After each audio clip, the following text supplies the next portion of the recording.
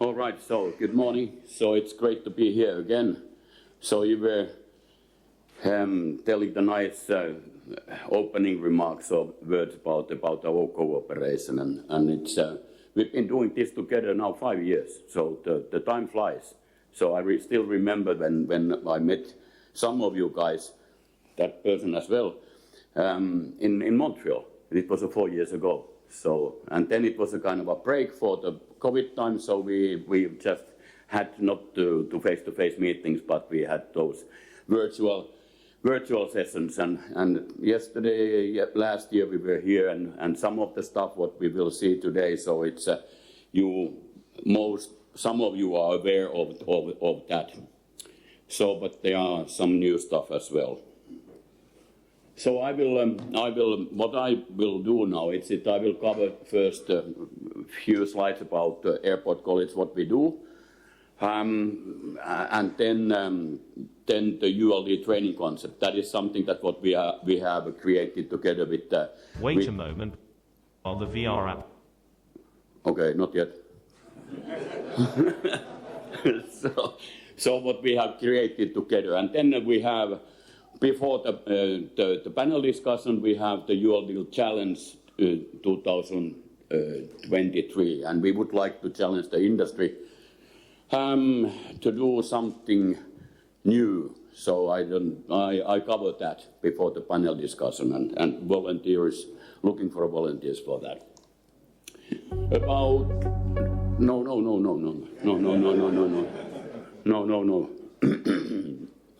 So what we do, what Airport College does, we provide online training for airlines, ground handling and logistics. So we have those 4 segments, passenger service, ramp handling, air cargo terminal, and the logistics. Logistics means forwarding agencies and companies who are involved in air cargo business, or offices. Those are the offices what we have. We have office in Bangkok, Dubai, Helsinki, Hong Kong. Our partner in Hong Kong, she's here representing the company. Manila, Seoul, Singapore, St. Lucia, and Tokyo. St. Lucia, because of, like I said last year, that Ari is a diver. I think that is one of the reasons why we have it there. No, it's not. We have seven clients in that area, in Caribbean area, including ground handling companies and airlines. So everything what we do, we have some 30 plus online e-learning courses. Everything is done according to IATA regulations. We have different language versions starting from Japan to Korea. Now we are translating the courses into Chinese with our good partner in Hong Kong. Swedish, Finnish, because of the hemisphere we will come from. So we have 2 official languages in Finland, Finnish and Swedish. A couple of courses we have in Thai, and now we are working on Spanish and French. So the intention is that we have all the 30 plus courses translated into different languages. And yesterday we discussed about the possibility to translate the courses into Arabic, and that is something that, if we will have a suitable candidate, we will make a test how it works.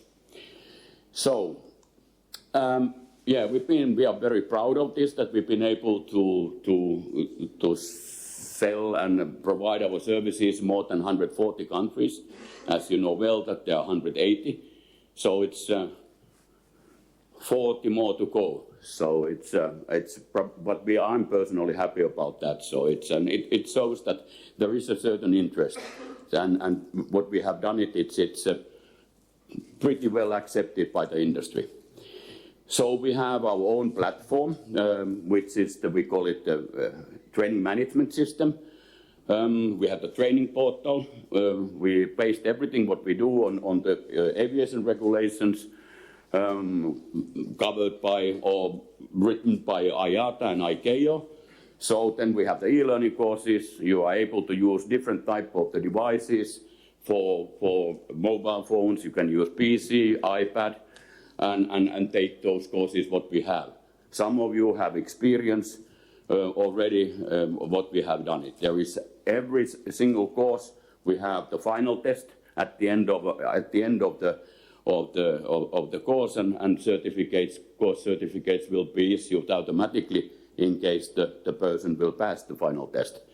So, and then there are training records. Training records are available for our clients who are using our services, either by transferring the information for them, or they have an access to our training management system to get the accurate training information for their internal use, and very often when the audits takes place, so they can use that training record. These are the global partners. So we have been an IATA strategic partner for quite many years. I think more than 5, 8, I think. Member of the Airport Services Association, cooperation with ULD Care. Thank you very much for the members. Thank you for the board that we are able to work with you. Strategic partner with Jettainer. Thanks, Frank.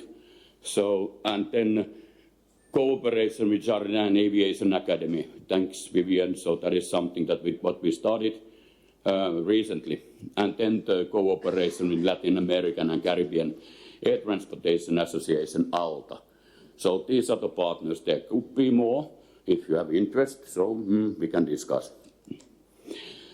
Okay, that was about us, about what we, as a company, what we do. And then now I will cover the ULD training concept, which looks like this. So we have e-learning courses, virtual reality training, and we have the 60 seconds videos. So last year we had ULD operations. ULD operations e-learning courses for the people who are building up the pallets or containers, either cargo or mail or express mail or packages. We found out a year ago and spoke with the Bob and the ULD Care that something needs to be done. We need to create a new course called ULD Awareness. What we have done it. And that both of the courses are built according to IATA ULD regulations. And it was lacking, the ULD awareness was lacking. So the people who touch the container, touch the pallet, or has a direct kind of works closely with the ULDs need to take this course. And that's why we have created. Let's have a quick look how it looks like. It takes 1 hour to complete from the beginning to at the bitter end the course, but now we have probably 1 minute view of. Now we have some.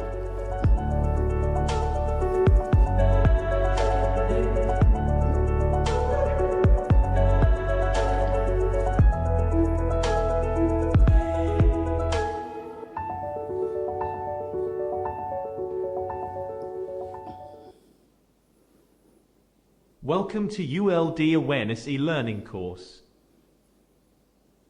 ULD operations require properly planned and maintained initial and recurrent training. Now you can take a closer look at the loading and hold of the aircraft. This is a 360 picture. Look around by dragging the picture with the mouse or finger. Special purpose unit load devices are containers or pallets designed to cater to dive deeper into the subject matter, click on topics below. Once you've explored the relevant... So that was a kind of a snapshot. So we activate the learner by not just, passively clicking the next. So there are videos, different videos. There are exercises and like this 360 view around the airport and then inside the aircraft belly. So we have a bunch of the free vouchers. I have a bunch of that. Ari has 2. So if you have interest to have a free test, we can provide those vouchers to you that you can have a look and then provide the information, the feedback to us if you like. Then virtual reality, I will give you a kind of a snapshot about the container inspection.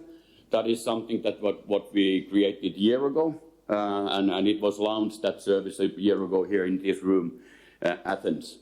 So that is something that what we have we have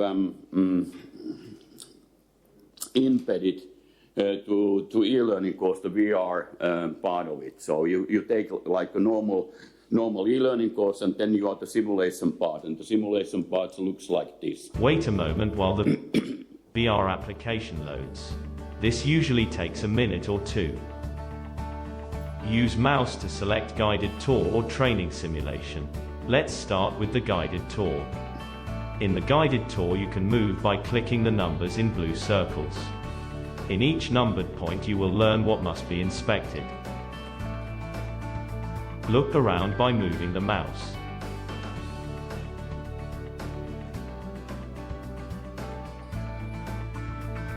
Return back to main menu when you are ready to move to the training simulation. Let's continue to the training simulation.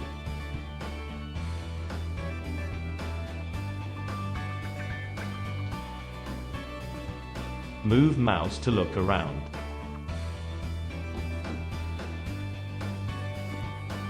Use keyboard to walk.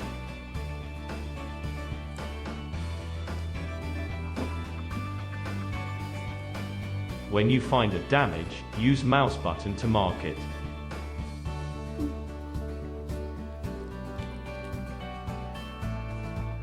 Container door opens and closes with O on your keyboard.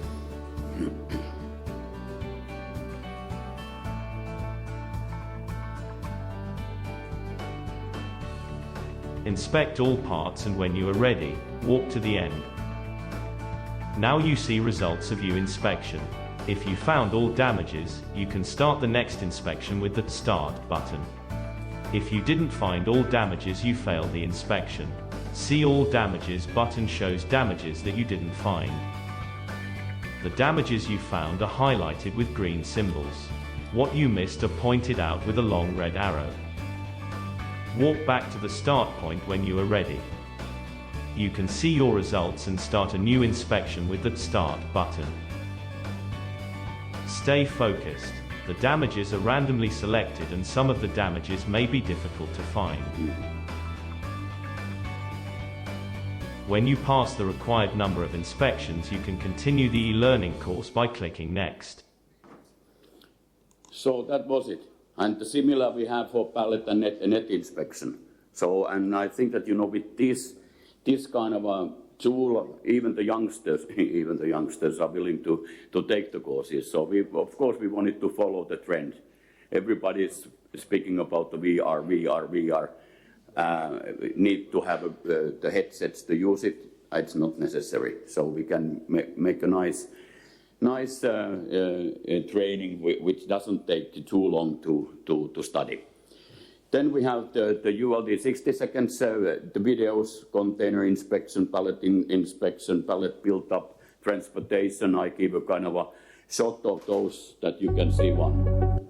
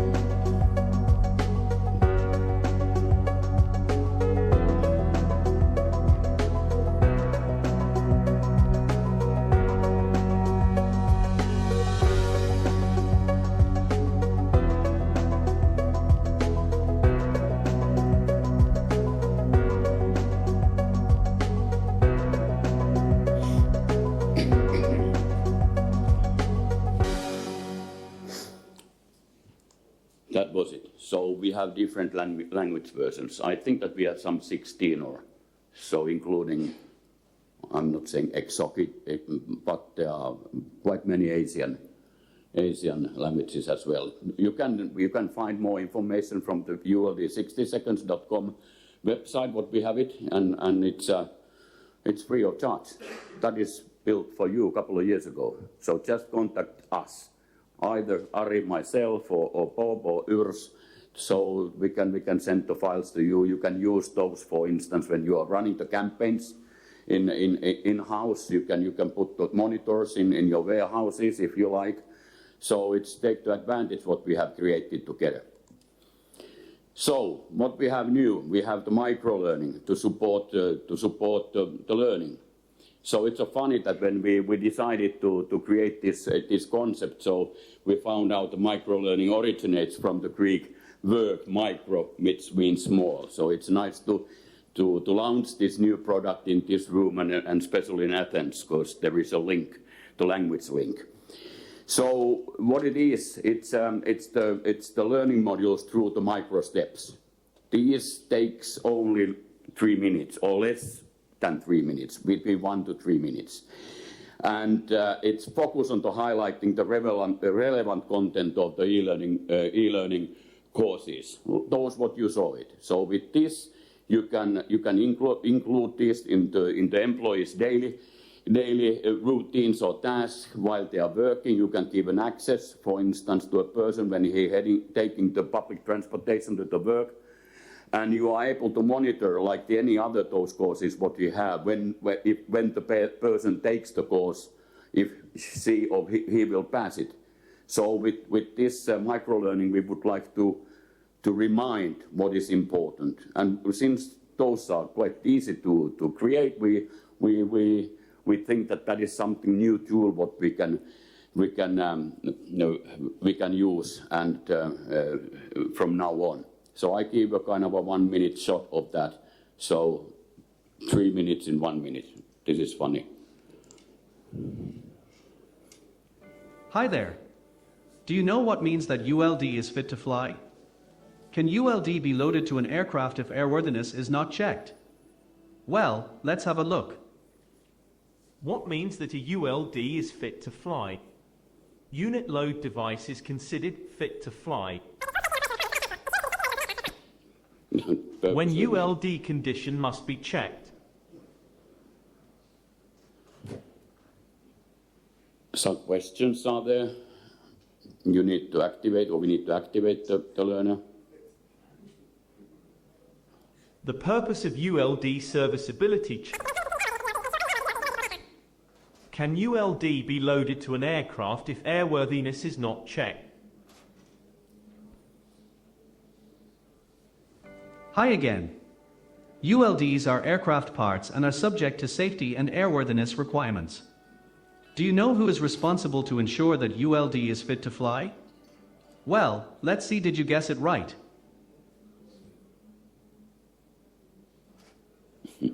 Your personal role in aviation safety is important.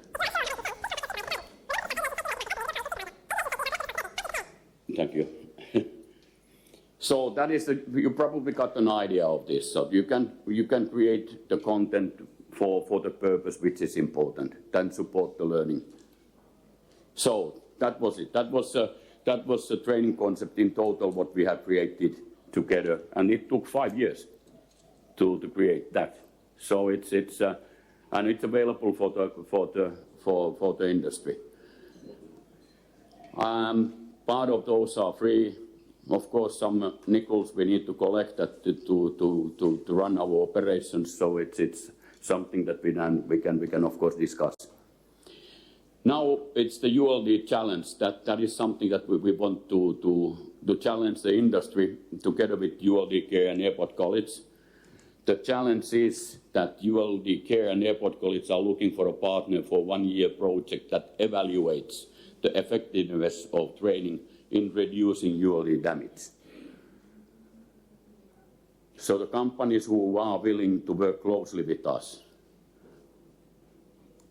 you don't have to say, I just spoke with Frank and it's that, I'm not able to say yes in 1 minute, so to take your time. If you have interest, yes, please consider. What it takes, what are the steps if we will find an airline or grounding agent or somebody who feels that we are willing to work closely with us. We select the stations or airports, or it could be one, for instance. that participate the project which are then selected. We need to analyze the current state, the challenges, the current challenges, what are there, the number of the type of the damages and accidents, where, when, what, and to know where we are right now. Then we will provide the online training, the concept, everything what you just saw for free. So together with Ari, and we make sure that you can, the entire workforce of what are selected can use those. And then we would like to see what is the effect, how, if the training, number of the trainings goes up, we believe, at least we hope so, that the damages go down. And that is something that what we are going to analyze during that project. Monitor the performance and trend. The project partner must have the reporting system in use. I don't know, some companies have the SMS collecting the information. It can be any type of the system, but that is important, of course. Then we have the monthly follow-up meetings, quarterly meetings. We get together, probably online, but to discuss where we are. And the final report and recommendations will be, of course, written, and for the next steps and the road, kind of a roadmap, what we are going to, or what the companies were going to do in the future. So if we will find a company or companies who would like to join this and run the one-year project with us, then the project results and recommendations will be presented in our 2024 meeting. So that is an idea. So just please consider, take your time. Candidates are welcome to report their interest to Bob, Urs, to myself or Ari. So that is something that we would like to do something more. So how does it sound? Okay, so you are so keen over. The reaction is so positive from the audience. Okay, so it's time for panel discussion. So I would like to invite our panelists to give a bit background information. You don't need to say that, okay, we have soon the coffee break comes, buy the product from Pertti and Ari, and that's it. That is not the case. So I would like to welcome Vivian. Vivian, if you can come over the stage. And Stephen, as you can see, Stephen, the name is correct there. Henrik as well, thank you and welcome. Terry, it's your turn. So, and then Abdullah as well.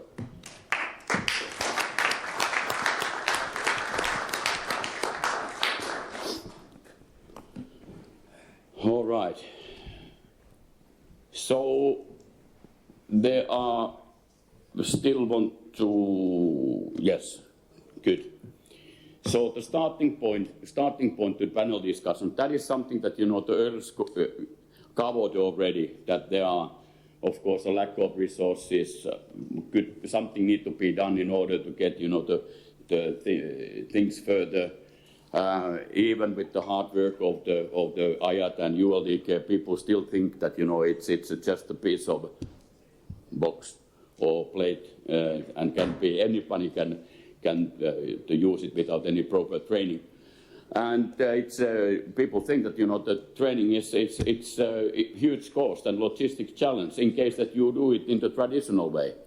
There are possibilities to use the technology, and these kind of things we would like that the panelists will discuss.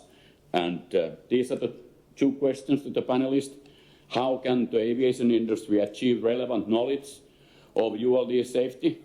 That is the one. And the second one is, can the modern training attract new employees and help keep them in the company longer? So these are the topics, or any other topic you would like to discuss. So yeah, I think that is something that, if we start with Stephen, or for instance, and and say the opinions about how you see it.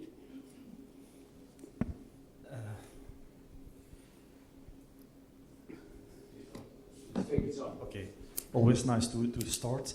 I said it yesterday already in the other room, and I think one of the big mistakes we are making is that we talk about the industry.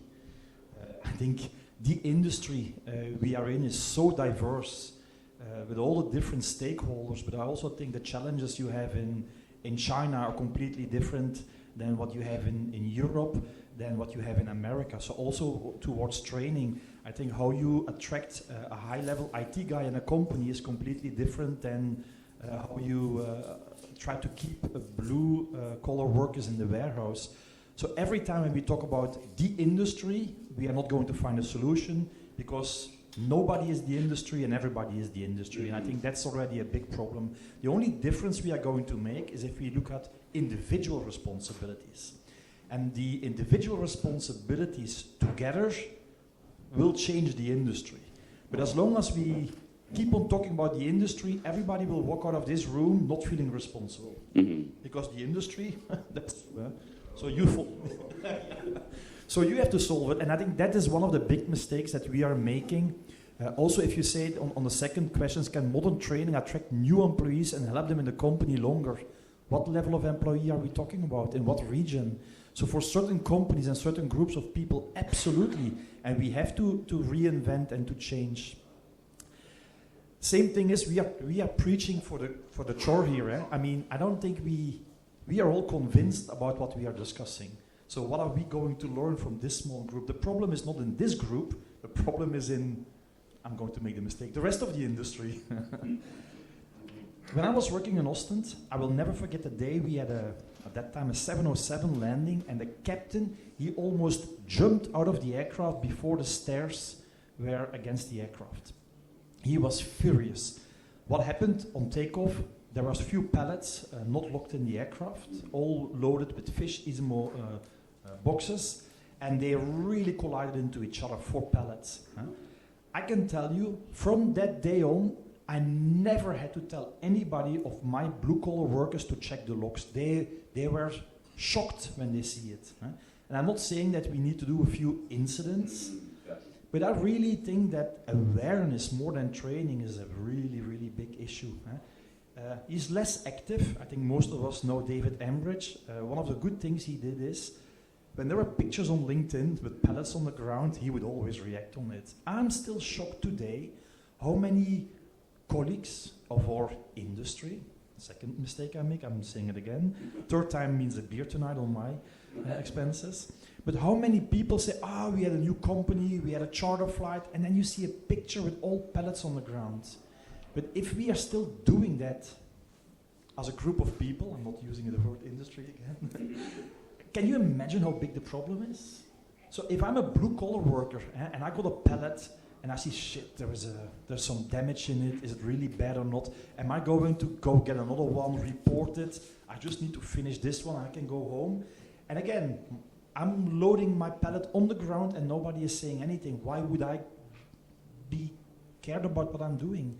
So I think the awareness or the responsibility is there. People do not have an idea on the impact. These guys who saw what a pallet did on a flight that was not locked, that opened their eyes. Yeah. So, yeah, unfortunately that was, it was an incident, not an accident. Absolutely. So, yeah. And this is the individual responsibility, so it's good that you pointed out that, which is of course important. But you need to tell that is what is his or her responsibility. So it's and sometimes training or these kind of things helps. But I think we need 2 things. I think one, we need absolutely training for a certain group of people, and we need awareness for everybody in the industry. 3 times. All right. So, yeah, Terry, you can continue. Yeah. Check. You know, listening to what you say, I agree 100%. Once again, we always go out into the field and we're training our frontline employees. the awareness is there at that particular point, but once again, it's the oversight I find that we're missing. So it's awareness at another level, right? At the end of the day, we could always train to our best ability. If there's not somebody out there with the oversight to ensure what we train is being done as to how we documented it to be, then we're running into an issue. So for me, yes, we got to train at the frontline level, but we also have to move that awareness up the ladder to the top so that we all do understand the importance, right, of the ULDs, a tool for us to make revenue and whatnot, as well as to keep, the safety of the commodity and whatnot. But it needs to come from the top, right? And with that oversight rolling down, you'll get what you need at the bottom. So 100% awareness is key. Yeah, it's a good point. Yes, please go ahead. As if I may add to this conversation, and there was in the quick videos, at a certain point, I had to learn that one. That was whose responsibility, and then there was a pointy finger at just about anybody. I think in this conversation, it's also important for airlines to remember that we can outsource the activity to a happy ground handler, but we cannot outsource the responsibility. Our AOC makes us responsible for what happens. So we cannot say, well, this incident happened because that was ground handler XYZ in PTZ airport. No. If that ground handler got it wrong, we, the airline, is responsible because it's our operation by regulation. So that is all what sometimes goes a little bit wrong in this industry. We talk about the industry, but airlines just have to remember that they are unable to, you can say, give the responsibility to somebody else.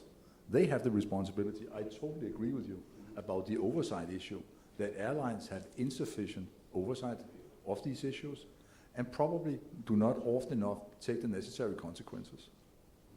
Because we have recently had at Emirates to open a tender at a station. I'm not going into detail for many good reasons, but because we had enough with the ULD sitting on the floor. So we said, okay, if this ground handler can't fix it, and they couldn't, we tender that because it's enough. So one of the real ways to get through this is also a little bit more walk, a little bit less talk, in terms of what are the consequences of some of the nonsense we see, and I totally agree to the forklift blade things, the ULD things on ground. I mean, how do you run a safety risk assessment or an occupational health and safety review where you say it's okay to move around forklifts, ULDs with forklift blades or place them on the ground? You can't. And it still happens all over the place. And airlines are guilty by closing their eyes, or at least, I can't see it, without taking the necessary action. I totally appreciate all this training stuff. It's good stuff. But what is also required is actual action from airlines of not accepting what they see. Yeah, thank you very well. What about, do you have any comments to give or how you'd like to comment? Absolutely, regarding the responsibility of the airlines. This is when visibility becomes very important. For us, how we approach things recently in the last 24 months, we've built in station audits around the network that are strictly ULD station audits, and based on the risk assessments, we generate visibility to us as an airline and to the ground handler. With that, we're able to highlight the best practices that we've noticed and where they need training and the risks that we've seen. We do have to partner up with the GHAs. It is our responsibility, and it's not. We just don't push the problem back on the GHA and you know what you should be doing. No, we do take accountability for making sure the education and the knowledge is passed on from us, just to make sure our standards are clearly communicated, just in case the SLA and the contract and all other discussions weren't clear enough. And then we've noticed a success story there. When the ground handler sees you caring and paying attention to the ULDs, and it's not an afterthought, all of a sudden, they do realize that those are assets, and this is a portion of the operation that is in focus now. I think the extreme end of that is when you really go down to the carrot and stick approach, and the stick becomes a financial invoice. That's not something you really ever want to touch. But as long as you can hint that that's where it could end up, but before it gets to that, it's the visibility, partnering up with the ground handler, and educating them and walking them through what your needs are.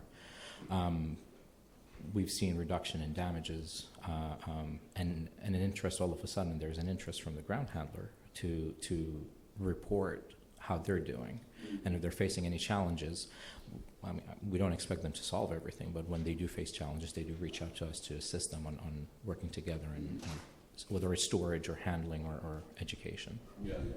So open reporting culture is important. Absolutely, yeah. Then you can really tell what has happened and Yeah. find the solution together. And scorecarding it, right? Yeah. Scorecarding it, so it's not just simply, here's, we've done an audit, see you later. It's continuous visibility. And So about Vivian, what is your views, how you will do things in Hong Kong? And I think that this is a kind of a story that you are quite familiar in your previous position at Hacktool and now in the Shenzhen. Yes, from ground handler perspective, of course, ULD is very important to us because it involves to the safety issues. So definitely that's our priority. And we also have a duty of care to the airline customers as well as to our staff. So and I also agree that yes, and indeed the responsibility always go with airline. That's why whenever there's incidents, we will report to the airline. But on the other hand, we also provide our safety training, have our own safety inspection. But sometimes the challenges from ground handler perspective is all the airlines' requirements are slightly different. You know, it's largely the same, but still there's a little tweak every airline. So that's why sometimes it makes things a bit complicated. We also want to apply a standard training, a standard set of safety inspection, but it seems like there's no one size fits all. And that's create the complexity. That creates why you keep hearing ground handlers saying that it's the workload, we are lack of manpower, we can't handle that. It's because of all this little trick. And when we are handling over like 20, 30, or even 100 airlines, then that create the extra workload. Yeah, it's a good point.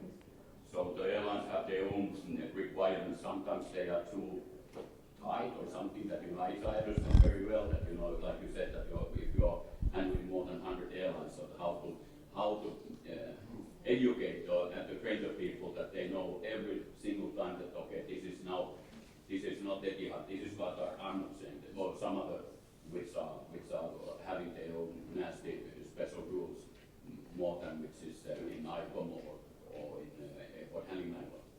So, yeah, safety first, open reporting culture, and try to struggle, not to struggle, but to try to, of course, provide the best possible service for the airline clients, so customers. There you go. Yeah, and this is something I've seen quite a bit. I'm back with cargo now, but I was with corporate safety for a few years. And exactly what you're explaining are things that we've seen. We have ground handlers handling many different aircrafts, and the lack of consistency becomes very confusing and overwhelming for the ground handler, right? So at the end of the day, you go out there, you're expecting a certain safety protocol to be put in place, and you're realizing they're following a safety protocol that was for another airline. So for you, it becomes a finding at this particular point, right? So I mean, as a group, we need to come together and find this consistency, just to make things easier for the frontline employees. At the end of the day, they're the ones in the field, right? They're the ones that are doing the work, and we have the ability to make things easier for them, and with ease comes compliance, and you increase your safety.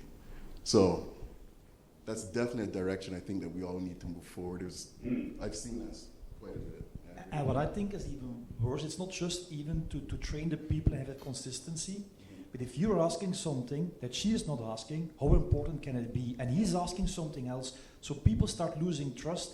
Is it really that important? So they start losing attention to it, and that's human behavior. We cannot ignore that. So sometimes it's better that everybody asks a little bit less and the same, and you will double your consistency and your results. And maybe we could say in other aspects of life, we're used to that the government takes care of this. I mean, traffic law in each country is standardized for everybody. You get yourself a driving license, and the government has told you exactly how you have to drive, left or right side of the road, how you should stop for red, etc. There's not so much to debate, and you cannot have your own little private idea about the traffic law. In our industry, governments wash their hands in the sense that they gave the responsibility to the airlines without telling how that had to work. Right? So there's a distinct difference. We are responsible. When I'm driving a car, I'm responsible, but the traffic law is given by the state, so it's clear how we all have to drive. When I come into the ULD world, well, I'm responsible, says the state, but how that has to be executed, we leave that to you, and if it goes wrong, you're culpable, right? And that is where, I mean, you can also say ULD care is a unique gathering of people. We saw EUCI yesterday. So these issues we are discussing here is perhaps also next to the training discussion itself, but also these standardizations issues that we happy airlines stop handing out our own version of everything all the time, and we are probably as culpable as everybody else is. I'm not arguing. But ULD care could also, you can say, take that as a challenge to it, to create some of those standardized guidelines that airlines could adopt. And I think this is when benchmarking exercises become very important. There's a lot of best practices floating around the industry with different airlines. We should really encourage benchmarking exercises because this is when we can standardize the expectation. And you've got different airlines, different manufacturers, different operators, different CMMs. At the end of the day, there has to be a common denominator, which we can all agree on. This is when we have to come together, whether under ULD care or independent airlines coming together and sorting that out. But yeah, we can't have multiple standards because you're going to go the ground handler is going to go with the path of least resistant, and 5 operators, whoever has the most lax standards, that's what the ground handler is going to default to. But if we do get together and have those benchmarking exercises and agree on a set of rules. Yeah. Individual responsibilities, frontline workers, from the managers to frontline workers, and back, open reporting reporting culture. You can't outsource the responsibility. People need to be aware. Of course, the airline had to responsibility to monitor the oversight what is happening on the ground and see what is happening there. And that it's not the kind of a cycle that there is a subcontractors, that they know what they are doing there. Good points. Safety, open reporting culture.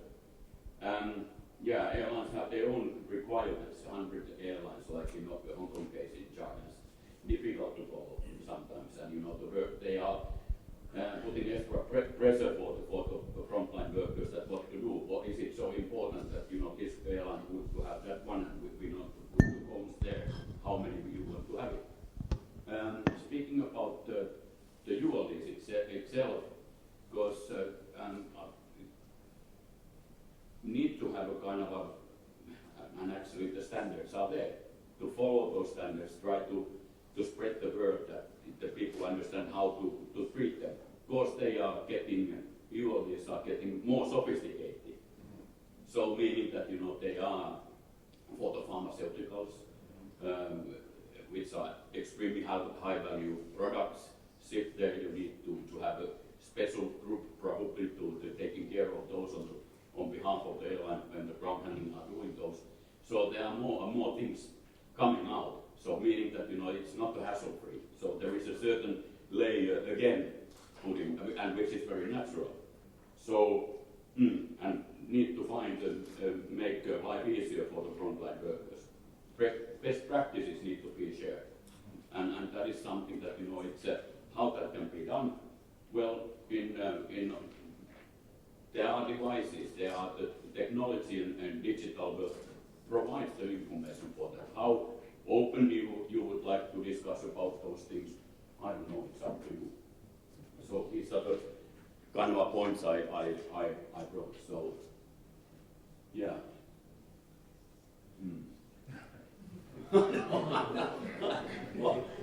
What to do? So, good point. So, basically, how you see the future? So is it more complicated, or are you happy with what is happening now, or what could be the 3 points that you would like to tell, not the industry, but the persons taking care of ULD handling, or sitting in this room? How we can make things better? 3 points. Now you can wish. I got 1 point actually. And for me, it's all about awareness at the upper level. I mean, we've gone through years and years and years, and we've kind of felt like ULDs fell towards the bottom, right? We're neglected, day of, everybody's focused on to get the build-up done, get the unit outside in time to meet the aircraft or on-time departure. We're not really thinking of the ULD and the purpose of it and how that really affects our business. What happens at a station if they don't have the container? You don't hear about anything until someone doesn't have the container, right? At the end of the day, it's about bringing the awareness from the bottom to the top and rolling out the importance of this, right? So for me, it's 100% hit the top level, communicate the importance. It's a communication. It's a culture change at a higher level. It's a communication between top level and the frontline workers. Exactly. Okay. From then you're going to get the That is oversight. number one. Exactly. What about in the panelists? Number two.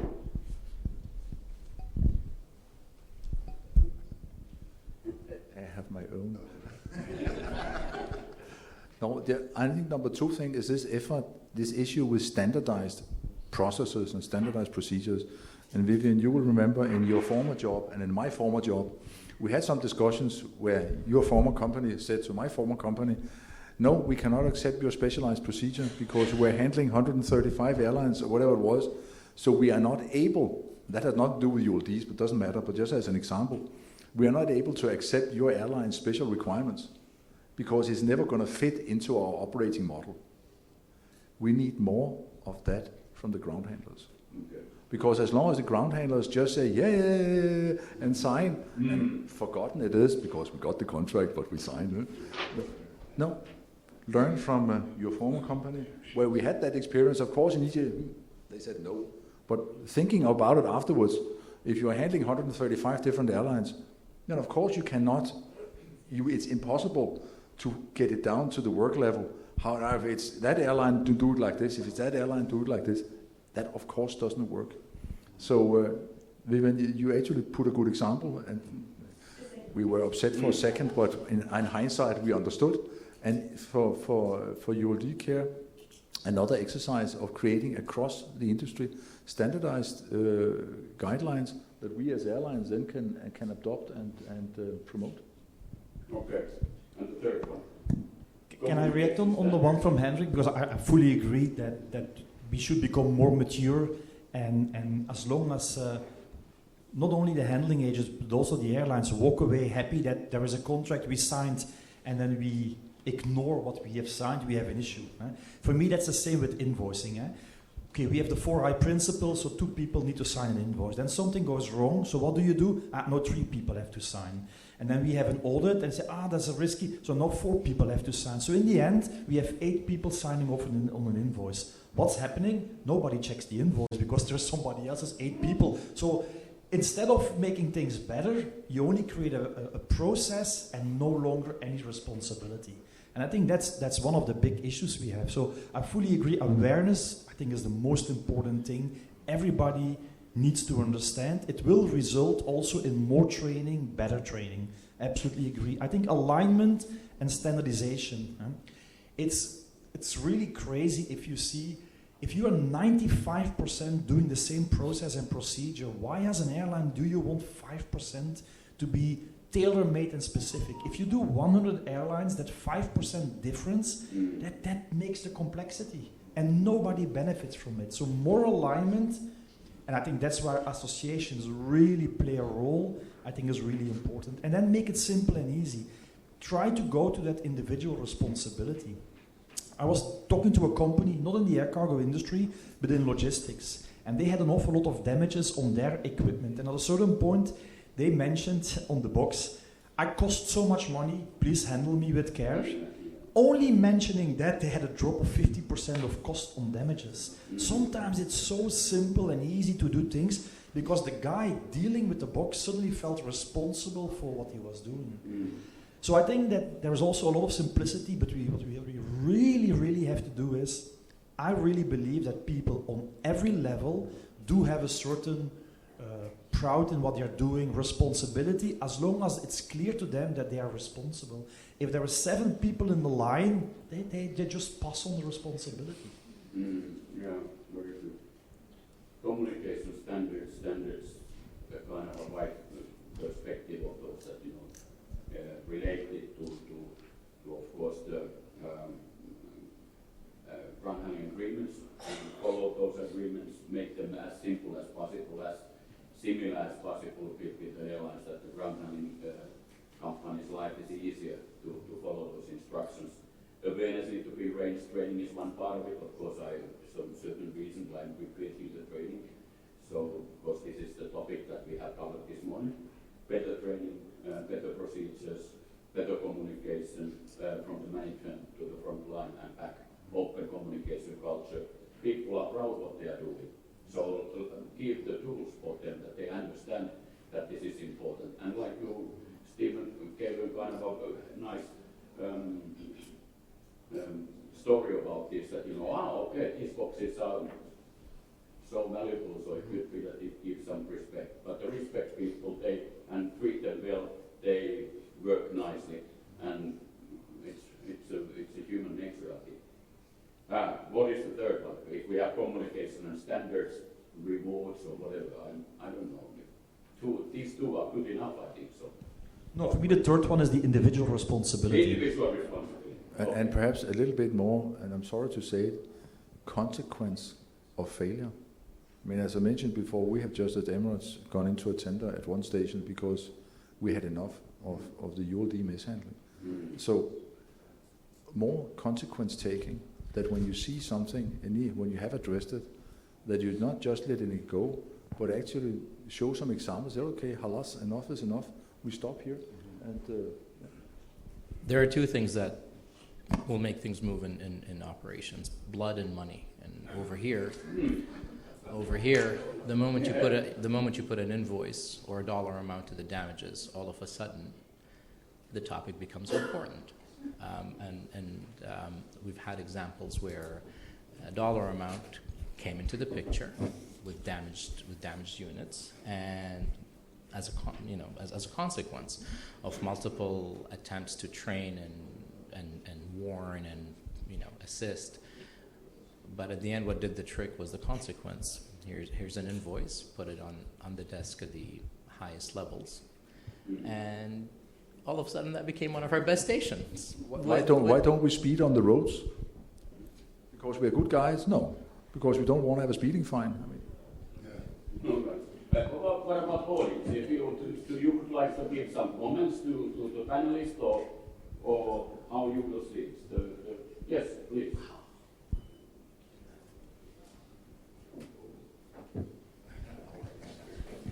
Yeah. It's more of a update. As the IATA ULD board chair, we have recently revised the training, the parameters for training, and we changed it to competency-based training, and that will be out in the next edition. And we're also working on the table 1.6. Bob was very instrumental in that training, that table that we designed. We are re-looking at the entire table, and we will be having the operational advisory group. ULD Care is a part of that group, and there'll be a lot of work done on it. So this is to answer the standardization comment, which I heard being repeated in this panel. We had a little bit of difficulties passing this through, but it's through now, and we'll be involving many airlines in it. And yeah, we'll be standardizing it, and I hope that answers your question also. And we'll keep it as simple as possible. We'll try to keep it as simple and straightforward. Thank you. Thanks for update. So this is the CPTA, that is a kind of hot topic, started from the DGR training. So our company has been involved with that. So yeah, it's a learning curve. So it takes time that the people understand, the whole, not the industry, but of the people around, understand what it takes, what it's all about it. So some of the companies are taking the advantage of this, that the people are not aware what to do, and some it's need to be careful. I mean that when launching this and telling the people what needs to be done. So they are, okay. Thanks for the latest from the ULD board.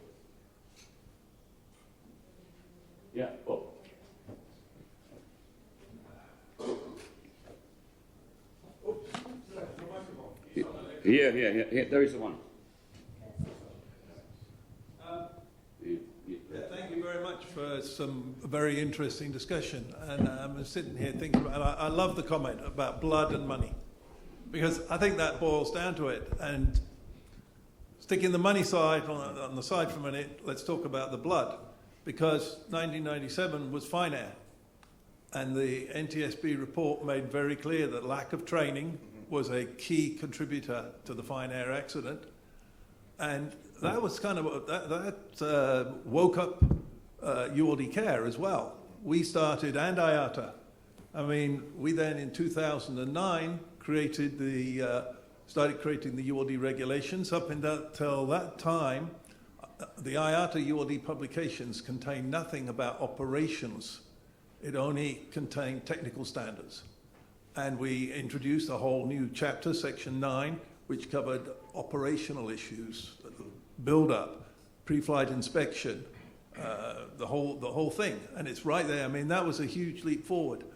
And that has enabled us to create the sort of materials that Airport College churns out, because at least we've got a basis to work from. Otherwise, we'd just be making it up off the back of an envelope. But then guess what? 2012, National Air Cargo falls out of the sky, and guess what? The NTSB says lack of training. And so this is very frustrating. I think where I'm coming today, and I like to address question 2, which is working together, and I've spent a lot of time working with Pertti and Ari, and when I look at that slide you put up on the screen at the beginning of your presentation, we've got an incredible portfolio of ULD-related training products, from stuff that's completely free, like ULD 60 Seconds, through to stuff that's a full-blown course that people need to spend money on. And this comes to the other side of the blood and money discussion.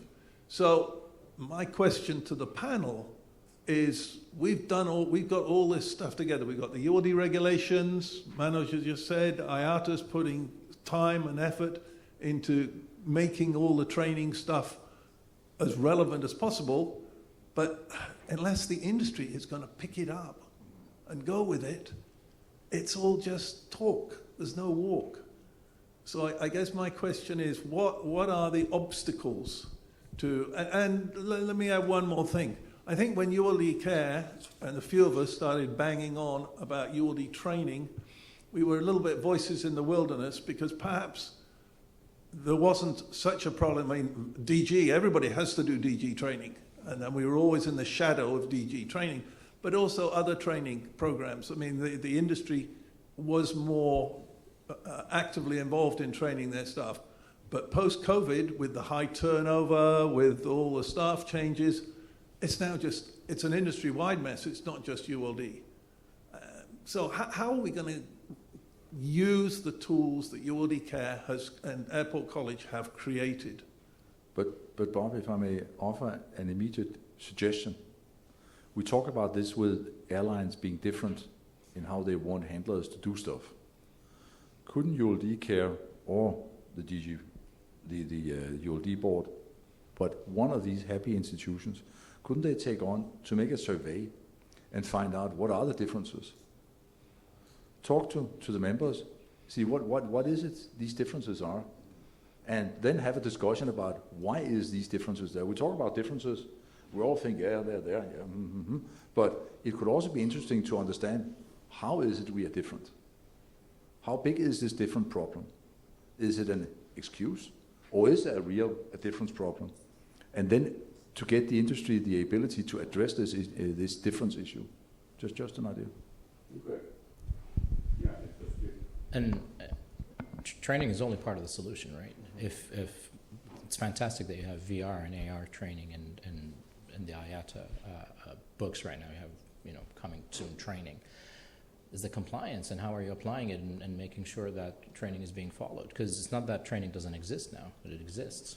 Maybe not as efficient or modern as it can be, but how's the compliance for that? The reoccurring training, the following, actually following what you've been taught.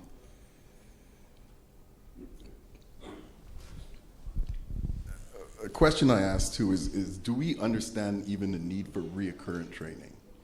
I mean, are we training in ULDs and then we're good to go, or are we understanding that safety is always being tweaked, right? The regulatory authority is always tweaking on their side.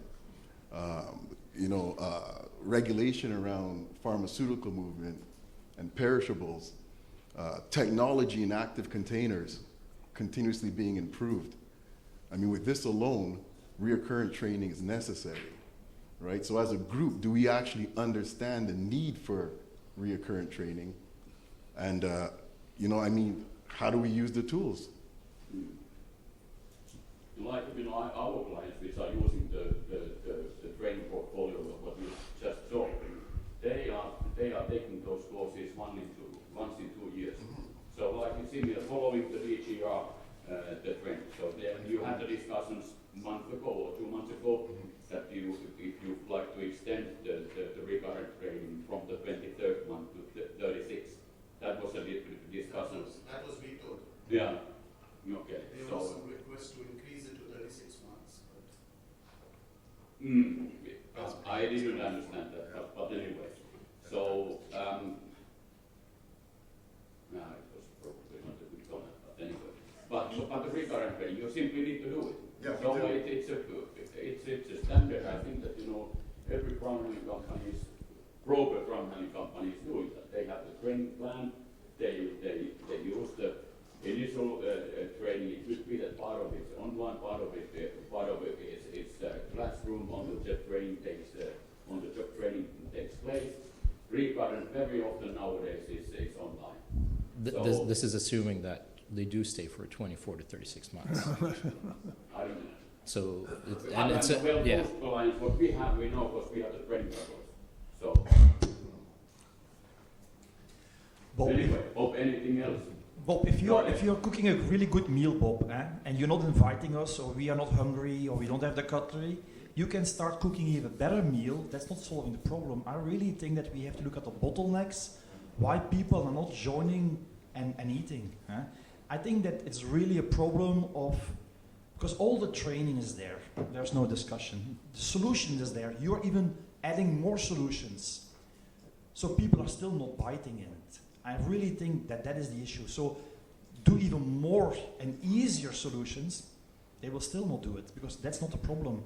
I really think that today with the awareness, people have to be invited on the table, they have to understand that you're cooking a good meal, that they have to understand that they are hungry, and then the rest goes by itself. But I think we are focusing too much on the solution. On a completely different side, one guy said, the ideal recipe for marriage is asking on a regular basis, solution or comfort. Because a lot of times when something is happening, you're trying to give a solution and somebody wants just comfort. And I think what we are doing is we're also focusing on that solution. Maybe we should focus a bit more on the other side and trying to understand that the solution is not what they are looking for. They need to be taking care of something else. So training, yes, absolutely, and it has to be modern and everything. Adding more training is not going to solve the issue. Well, this is just to give a comment to you. Operations and awareness, that is something that need to be there. So it's typically those are the kind of a part of the standards. And it's a question how to communicate, how to take advantage of this.